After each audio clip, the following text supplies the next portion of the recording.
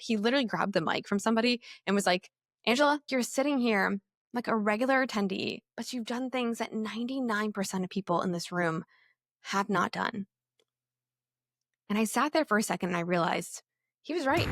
Hey there, and welcome to What If It All Goes Right, the podcast where we flip the script on obstacles and turn them into opportunities.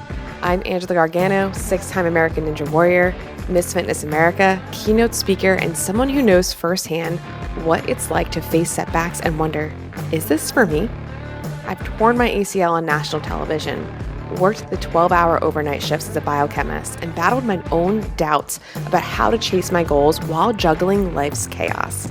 But through it all, I've learned one powerful truth. It's not about avoiding challenges. It's about how you view them. The difference between success and staying stuck, it's all in your mindset and what you do next. This podcast is here to remind you that every single person you admire has faced obstacles.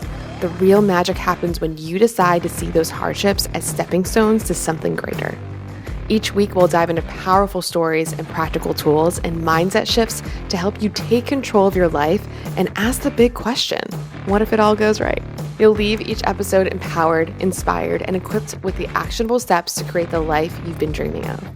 Because the truth is, you're stronger than you think, and your obstacles are just opportunities in disguise. Let's rewrite your story together. Get ready to feel inspired, take action, and see what happens when you start asking, what if it all goes right? Hey there, and welcome back to What If It All Goes Right, the podcast where we explore these strategies to elevate your mindset, embrace your full potential. I'm your host, Angela Gargano, and today we're diving into a topic that hits so close to home, transforming the way we talk about ourselves to ourselves, embracing our achievements, and truly stepping into our confidence. So this isn't just about positive thinking. It's about rewiring how we see ourselves, how we own our success, and how we stop playing small in a world that benefits when we step up and we shine. So let's talk about it and why we minimize our wins and why we downplay our impact and how we can change that, and we can literally start changing that today. So I want to share a personal moment that really hit hard a few weeks ago. I was at a speaking event, sitting on a panel, and before I started, I stood up to talk a bit about the messaging and the things that I am doing in order to really fine-tune my speaking to make it even better. And I shared some key takeaways. I shared a bit about, the problem I solve for people. And then I sat back down, and it wasn't until after I finished speaking that my friend literally pulled me aside. Actually, that's a lie. He didn't just pull me aside. He literally grabbed the mic from somebody and was like, Angela, he literally stood up and he said, Angela, like, you didn't say anything about what you achieved. Like, I didn't say anything about me helping thousands of women get their first pull-up. I didn't say anything about me being a 6-time American Ninja Warrior, about me being Miss Fitness America, right? And it feels even weird sometimes to even say all those things. And he said, Angela, why didn't you mention anything about your own journey? Why didn't you talk about how you've helped thousands of women get their first pull-up? Or the fact that you competed on American Ninja Warrior 6 times? Or the fact that you've been on 3 fitness magazine covers? He's like, you're sitting here like a regular attendee, but you've done things that 99% of people in this room have not done. And I sat there for a second and I realized he was right. I completely minimize everything that I've done. And I didn't bring up my own hard work, my journey, my own impact. And for what? What was I afraid of? Was I afraid of sounding like I was too much? Was I afraid of making others uncomfortable? I realized right now and right then how much I'm someone who literally teaches confidence and resilience for a living and was still downplaying my own accomplishments. And I know I'm not alone in this. So today, I want to break this pattern for all of us. We're literally going to break it today. So here's the thing. The way we talk about ourselves, it really does matter, okay? Not just for how others see us, but for how we see ourselves. And when we use minimizing language, we unintentionally strip power away from our achievements. So let's talk about some of the most common ways we shrink ourselves and how we can just stop doing that right now, okay? So number 1, using this language, I just. So just for example, I just managed to complete the project on time. If we can reframe that and reword that to I successfully completed the project on time, the word just really minimizes your effort. It makes it sound like what you accomplishment was barely a success, when in reality, you did that. Own it. I didn't just complete the project. I crushed that project. I finished it successfully. Number 2, I only ran a 5K, not a marathon. Reframe, I ran a 5K. Why do we feel the need to compare our success to something bigger? Running a 5K is huge. How many people have run a 5K? Period. Stop making it sound less than. I've even said like, oh, I've only been an American Ninja Warrior 6 times.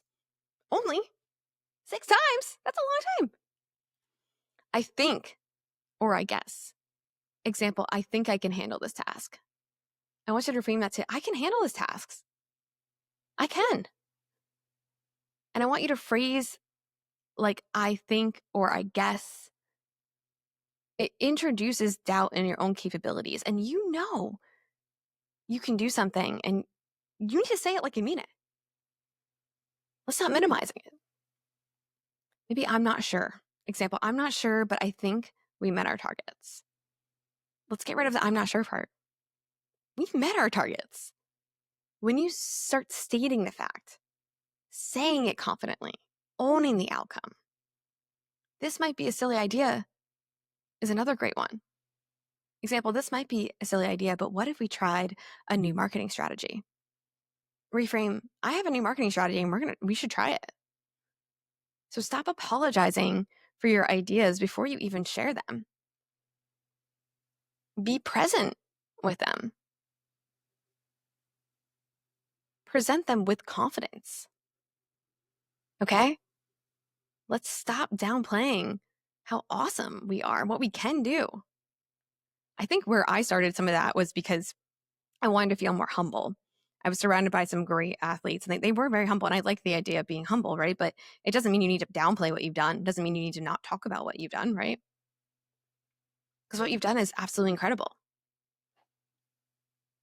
And I'm not even saying, for me, it's, oh, she's a 6-time American Ninja Warrior. I'm sure you've done some amazing, epic things. If any of you on here have kids, you're not just a mom, you're a freaking badass, okay? Because I personally can never picture myself doing all the things that you do. So now we identified how we shrink ourselves, how do we start to reverse that? Like, first step is awareness, is understanding that we're using some of the language that we went over above, but how do we start building language patterns that actually empower us and lift us up? And here are some key things that you can do and that you can start with today. So number 1 is obviously increasing the awareness. So pay attention to the words you're using daily, reflect on how your language choices affect your confidence, and catch yourself when you say minimizing phrases and correct them in real time. I've literally been doing this thing lately where I've actually been talking to myself. I'm like, Angela. I'm literally literally talking to myself. Angela, what do you know? I correct it right there and right then. And eventually it will happen, right? It will just be second nature. Practice those positive affirmations. So every morning, maybe say 3 things you're proud of. Writing down accomplishments from the past, the week, the month. Start using statements like, I'm capable, I'm strong, I'm worthy. You should practice those positive affirmations right now. Say them out loud. Look in the mirror when you're saying them. Look in your own eyes. It sounds silly and sounds stupid and like woo-woo. It literally, it works. Number 3, seek feedback from trusted people. So surround yourself with people who will call you out when you shrink yourself, just like my friend did when he stood up in the audience. He was like, Angela, no. And ask for honest feedback and let them remind you how incredible that you are. We have I'm so grateful to have so many incredible women who remind me when I'm having moments where I'm like, oh, like I don't feel like I'm good enough or I'm not doing enough things. They just remind me of how capable and how awesome I am. And having those people around you is really powerful and really helpful. Celebrate your achievements. Say your wins out loud, even the small ones. Don't feel awkward about it. Say it. Share them with people who want to celebrate you. Remember, confidence isn't arrogance. It's respect. It's self-respect. And a fun way to implement this is kind of like what you can do with like a swear jar, right? You can use a language jar. And every time you catch yourself using minimizing language, you put a coin in a jar. I don't know if we have coins now anymore. We might need to do like something else. And at the end of the month, use that collected funds to treat yourself to something good. This turns the breaking habit into something fun, into something tangible. Because every time that you catch yourself saying it, you're going to reverse it. And each time you do that, it's going to all of a sudden, it's going to wind up sticking. And we're going to stop downplaying ourselves and with the amazing stuff that we have done. And again, we do this all too often. And right here, right now, let's make a pact that we're no longer going to do that anymore. We're not going to minimize what we've done. We're not going to only look at this next end destination we want to go to. We're going to be so happy and proud of what we did right here. And I want to leave you with this today. The way you speak about yourself sets the tone for everything in your life. Everything in your life, okay? How you do one thing, how you speak to yourself, how you do one thing is how you do everything. So if you downplay your achievements, the world will follow suit. You're putting that out into the universe. You're telling the universe that it's okay to be like, you can keep downplaying me. But if you own your power, if you step into your confidence, the world will rise to meet you at the level that you're at. And I challenge you this month to speak about yourself like you would your best friend. No more just, no more only, no more hiding your greatness. And one final action step, I want you to tell a friend right now something amazing that you've done recently. I know it's going to seem awkward. It's going to seem weird. Just do it right now. Just message somebody and be like, this week I did this. This week I did that. For me, for a while, I was like, this week I put makeup on every single day. That was like such a win for me because I wanted to make myself look good and confident each day. Say it out loud. Say it with confidence and then own that feeling. Own it. And if this episode resonated with you, I want you to share it with someone who needs to hear this message. And as always, I want you to keep asking yourself, what if it all goes right? What if it's already going right? Until next time, speak kindly to yourself, celebrate your wins, and remember, you are powerful beyond measure.